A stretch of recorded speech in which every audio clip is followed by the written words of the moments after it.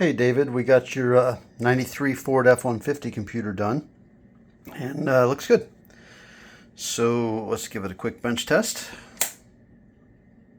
Got our 5 volts on the regulator. Check engine lights on. Fuel pump comes on for 1 second when you turn the key on. Everything looks good there. Put it in code pulling mode and you'll start to see check engine lights start blinking out some 2-digit trouble codes about now.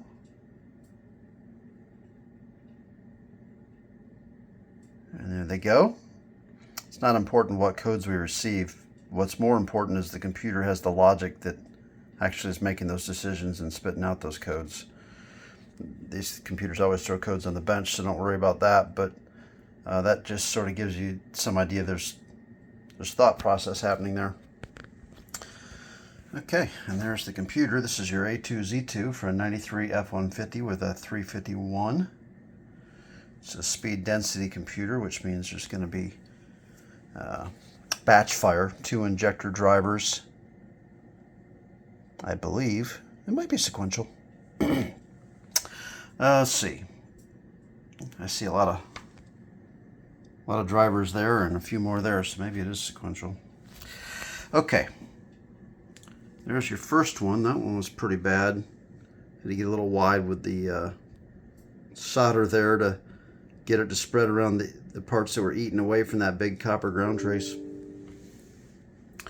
And there's your second one. Well, looks pretty good. Ground trace is cleaned up a bit, but not really damaged that much. And there's your third one. It's basically perfect. Now the resistors look good.